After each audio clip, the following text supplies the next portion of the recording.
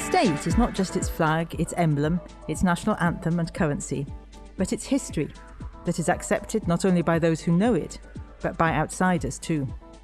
Its credibility and originality attract attention, and the state becomes a subject of study. This happens because it embodies harmony and helps to ensure a measured life. Azerbaijan has been a sovereign state for nearly a quarter of a century, blending harmoniously into the big family of countries and peoples. Having become an integral part of society, the young country is becoming more open to the world and gradually increasing its weight in international affairs. At the same time, it is attracting attention as a kernel of civilization, ready to share its experience in shaping a home of different ethnic groups which deserves attention. The ancient land of fire, with its indigenous culture and traditions, is a magnet for people from many countries, for whom the Azerbaijani model of life is a topic of great interest. Not for nothing do many visitors to Azerbaijan observe that its diverse unity is the source of the strength and energy of its people. Today, the world is confronted with countless interethnic conflicts. Politicians and social scientists are working on universal models of coexistence and mutual understanding. Islands of true happiness and well-being, where people of different faiths and ethnicities live in accord, become important crossroads for intensive exchange. The idea of establishing close contacts between the Jewish communities of Azerbaijan and the state of California was born in far-off Los Angeles during an international conference. Representatives of Azerbaijan's mountain Jewish community used the platform to inform the audience about the real state of affairs in their homeland. My name is Mark Halosim. I'm visiting here from Los Angeles, United States, and I'm very happy to be here. I actually got to know the people of, the country of Azerbaijan through the Consul General of Azerbaijan in Los Angeles. And we got to know your culture a little bit, and I'm happy to be here to get to know you more. I know that they are extremely friendly to many different cultures and also many different religions. I have a very high expectation, not just the beauty of the country, but I've met people on the plane from Baku, and they were extremely warm and extremely welcoming. They talked about the spontaneous atmosphere of tolerance in which current generations live in the country. Many of the Americans heard for the first time that it was Azerbaijan that fell victim to Armenian aggression in the territorial conflict over Nagorno-Karabakh, and that this major war inflicted considerable damage on our country, claiming the lives of thousands of its sons and daughters. Hearing firsthand the truth about Azerbaijan, the members of the Sinai Temple were interested in the state of affairs in a country that has managed not only to heal many of the wounds of the national stage of development of sovereignty, but has taken pains to establish a self-sufficient life for all people, regardless of their faith or ethnicity. My name is Ata and my last name is Rezvanpur, originally from Iran, but we are living in United States for the last 35 years. Okay, that's very nice. So could you please tell, what did you observe about relationship between Azerbaijani and Jewish? Actually, I heard on the news that they have a good relation between Israel and Azerbaijan, and we are very glad. That's why we came to this country. And I had a different impression about your country. It's so beautiful. I can't believe it. It's totally changed. I think it's the European effect that this country, that has an impression on the Azerbaijan. It has to be promoted, and I'm glad they are multicultural, this country. Everybody can live here freely, Jewish, Muslim, Christian. That's the best thing to go. My name is Victor Saba, and I'm from Los Angeles, California. That's a long way away from Azerbaijan. And this is my first time to Azerbaijan. I was very impressed with the user-friendly new airport. And when you walk out of the airport, oh, it's so beautiful. I wasn't expecting such an advanced country, but I'm pleasantly surprised. But mostly, I'm surprised with how friendly everyone is. The relationship between Azerbaijan and the Jewish community or Israel, Well, I wish the best for Azerbaijan people, and I'm very impressed with how the cooperation between Israel, the Jewish people, and Azerbaijan. It's a win-win situation. There's no losers in that kind of relationship, and I wish it continues for many, many years. The friendship between Azerbaijan people and the Jewish people, or Israel, it's a win-win situation. No one loses, and no one takes advantage. It can't get better, and I wish it continues for many, many years. It's like I said, a win-win situation.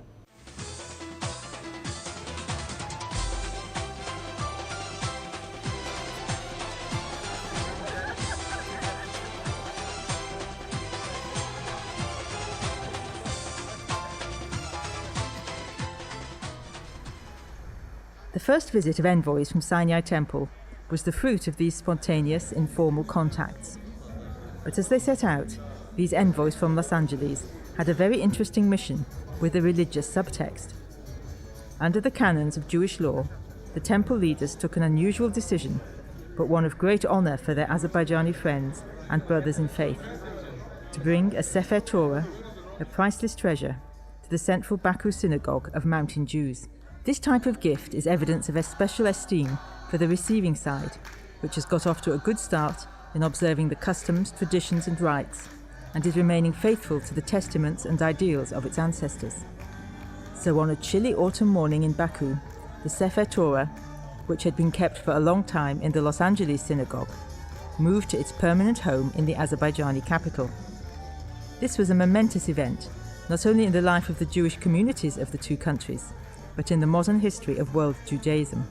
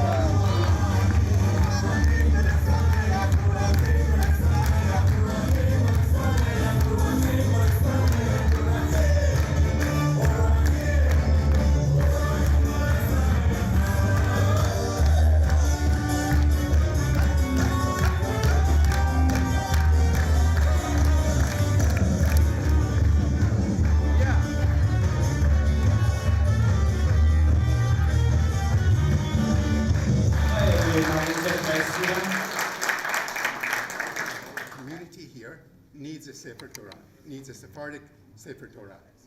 Rabbi Wopi last November in a Shabbat service told our community about this need of the Azerbaijan. So at that time, my dear friend Carrie Lerman and I were sitting, looked at each other, and we said we can make this happen. With the help of many people, many of them whom you see here, we made it possible. Do you know what the last word in the Torah is? The last word is Yisrael. So when we were writing the Torah, it was only appropriate to ask the Council General of Israel to write the last word, Israel. And they answer that the Torah carried them. Torah has carried us to you. And we are very celebrating with you, giving of our Torah of life. Yesterday, when we read from the Torah, we read about Abraham. He is the father of all of us. Abraham unites us. This is something really overwhelming to see our friend from the Jewish community in Los Angeles coming here to Baku, to our friends in Baku, the mountainous Jewish community, and to see other friends of us, honorable members of parliament, and many other friends. It's really touching. I know that you came here not only with open heart, but also with open eyes and ears. And once you are over with this wonderful journey here to Azerbaijan, please take with you the message from here. The scroll of the Torah contains more than 600 commandments. According to Jewish custom, it orders every God-fearing follower of the teachings of the prophet Moses to write out the Holy Scriptures.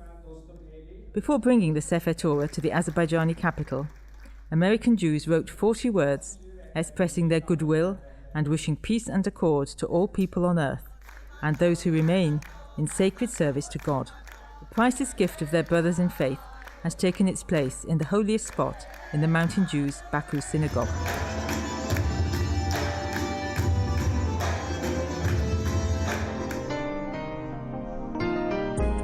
The history of every country, every people, is a chain of continuous transformations.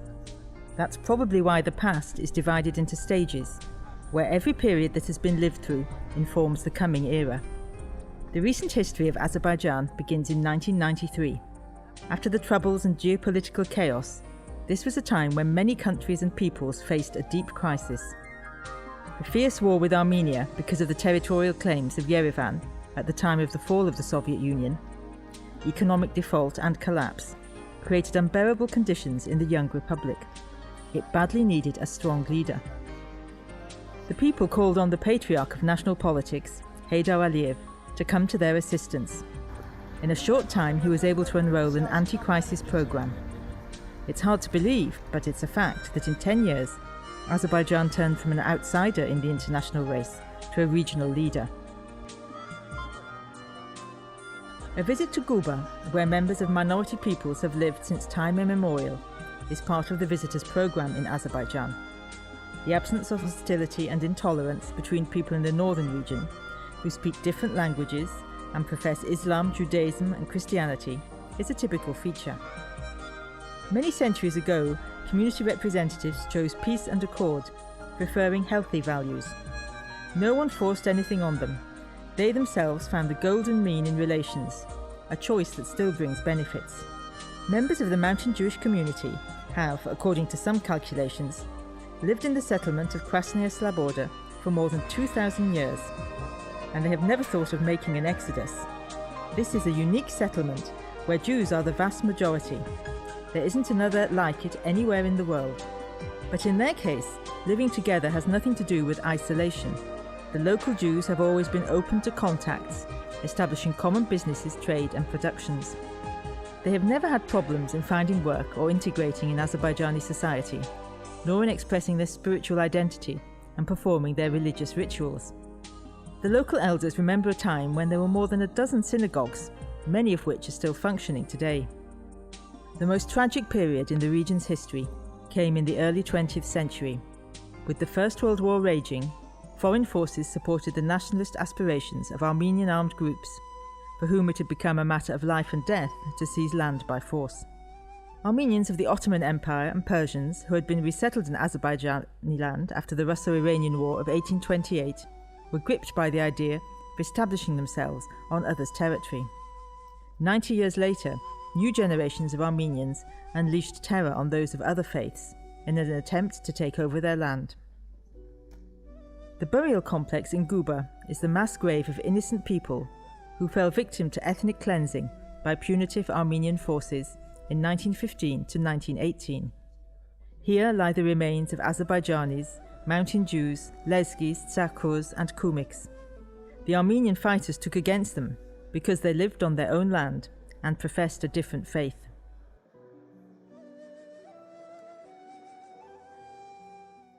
It was very saddening because we as Jews, we had Holocaust, and I can really relate to this situation, that how these atrocities can happen by the human beings, and we have to have these kind of monuments so that all the generations look at it and know about it so that it doesn't happen again.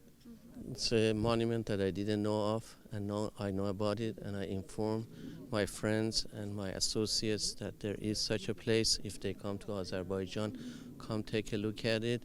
And again, it's something that it's important for people to see, that the next generation does not have an idea that these things can occur, and hopefully by looking at this, it doesn't.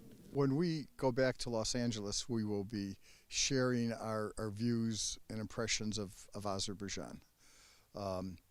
We will share the good hospitality of the people of Azerbaijan, the way in which Azerbaijan welcomes all of its citizens, regardless of their ethnicity and religion, and is a model for other nations. It is also important that every country show and share to the world the national tragedies that have occurred, because at this memorial we see what happens when human beings act like animals. And unfortunately it happens too often in too many places all over the world. And we must constantly remind ourselves that we are better than this, that we are here to help each other, not to hurt each other. And if we close our eyes to what has happened in the past, then we will move forward blindly in the future. So it is very important. Our visit here is meant to build bridges, and not a bridge just for one time or one way. It's a bridge between our American community and the Azerbaijan community. It's a bridge between the Jewish community in America and the Jewish community here. And because our synagogue is very supportive of the state of Israel, and because Azerbaijan also has very good relations with Israel, that is a third bridge. So these are bridges that are being built and are getting stronger, and we hope that in the future we will continue our discussion, our dialogue, our visits, and our understanding to make the bridges even stronger. Times change, bring new tastes and expectations, but the Jews of Krasnaya Sloboda have never thought of leaving their home. Today they have strong ties with Jewish communities in many countries. At different times, émigrés from Krasnaya Sloboda have settled in America, Australia, Russia, all over the world, but have not lost their links with those back home. Many of the émigrés have become successful in their own professions and taken active part in improving infrastructure and so on in their home settlement. Not that there's a great need for this, as the state itself invests in the development of the region, and Krasnaya Sloboda in particular. But émigré businessmen like to make their contribution to the restoration of synagogues and other old buildings. In recent years, there has been a natural growth in population. Evidence of this are the frequent requests to increase the number of school places, a sign of a healthy future for the settlement. What I notice is how beautiful the government of Azerbaijan is to all of the minorities and ethnic groups. The fact that during the Soviet period, all of these were confiscated, and over time, now 7 of the 11 have been built and are being used for the Jewish people, either in school or as a synagogue, is magnificent. We love Azerbaijan. I hope to come back again. I was very surprised and very pleased with what I saw here, and I'm hoping that the rest of the world will follow the example of Azerbaijan and open up to all of its people and have multiculturalism and multi-ethnicism, and there will be that way peace in the world. Thank you, Azerbaijan.